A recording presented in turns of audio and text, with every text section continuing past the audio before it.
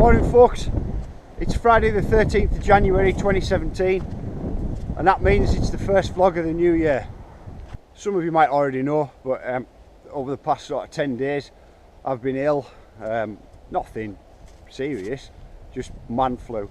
Well, I say man flu, it started off as child flu and one of the kids brought it home from school for me and shared it. Great.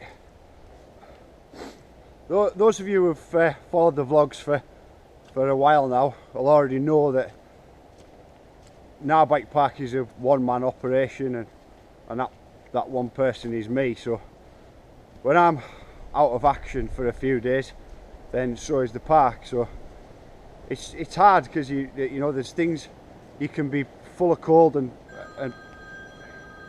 the phone rings, and what I was saying was you can be sat on the sofa feeling full of cold and flu and whatever, but there's still loads of things in your mind that you need to do and stuff that you want to do. So it's tricky, you know. If I'm off sick, then essentially so's the rest of the park. As for weather-wise, I have been keeping a really close eye on it for the past few days. So how does the weather affect the park? Well, for the enclosed parts of the wood, it's not so bad. The trees give a lot of cover. Oh, excuse me. The trees give a lot of cover, and it doesn't tend to get too bad. In fact, this area here is probably quite a good thing to show you. You can see that there's snow around. This is an open area. I'll point you up. You see there's no real tree coverage around. And as soon as you get into the trees, there's a very definite border of you know, you can see obviously the trees protect a lot of the insides of the forest, but you know, across the rest of the park it's a different story. There's bits that are open, bits that are enclosed. So yeah, this kind of weather can chuck a bit of a spanner in the works. What I'm going to have to do is watch the weather and watch how the day progresses. I'm getting conflicting reports. BBC is obviously linked to Met Office, and they're saying, oh, it's not so bad, this is about as bad as it's getting. However, when you look on the longer range reports on like the farmers forecast stuff, they're saying that there's a whole bunch more stuff coming across from Canada. So it's tricky, they're conflicting with each other.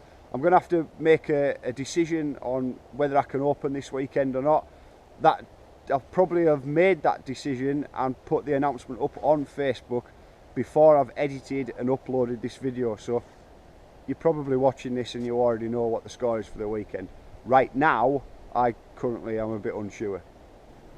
Right, I took that phone call like 2 hours ago, and then I've basically been in here in the tracks and forgotten to film anything. So let's just let you have a little look through. You'll probably be able to get a good look at the reasons why it's quite a tricky call as to what we're doing this weekend. We've got sections of tracks inside the woods where, to be honest, 5-10 minutes of raking, and even with the forecast frost tonight, isn't really going to matter. There's a couple of twigs down here, but little bits and pieces like that to sort out. You can probably see, if I turn you round, the landing section and the entrance in, there's some frost on the edge of the logs. I don't know if you can pick that up. Obviously you don't want to be putting down on those logs anyway, but even if that did refreeze, which it is forecast to tonight, not such an issue because we've got a lot of coverage on the trees and a lot of protection. However, the problem that I've got is I've got sections of tracks like this that are okay, but there are other sections that when it refreezes tonight are going to cause all kinds of problems. So down the bottom here, down the bottom of GAP, we can tidy all of this up, but we can't dry it up, and when it refreezes tonight, just 7 shades of slippy nonsense. And in amongst all the other sections where I'm kind of like, oh, it's not so bad, we've got sections like this on elementary where the rain that it's put down and then the subsequent snow and frost, there isn't really no way to properly manage the refreeze on here, so it does make for a bit of a carry on, to be fair.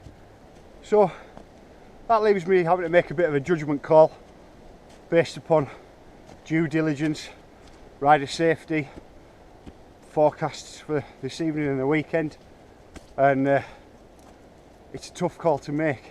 I don't know if you can pick this up because it's like 2:30 now and it's just thawing out a little bit. It's probably the warmest it's been all day. As you can see, the skies are pretty grey, but it's still what I don't know whether it's because I'm ill when I'm sweating. I don't know. Anyway, but these were probably crisper if I'd have thought to film them this morning. But these tracks in here, again, they're not very easy to see, but they look like sort of faded cat stroke small dog tracks. They're the fox. So obviously last night, there's a set of fox tracks down here as well, but they've obviously been wandering around looking for something to eat in the cold. It might seem a little bit redundant to put these up in a wood where there's natural food around, but I'm a bit of a softie, and so hung some like a coconut thing and some fat balls up for the little birdies. Soft ass.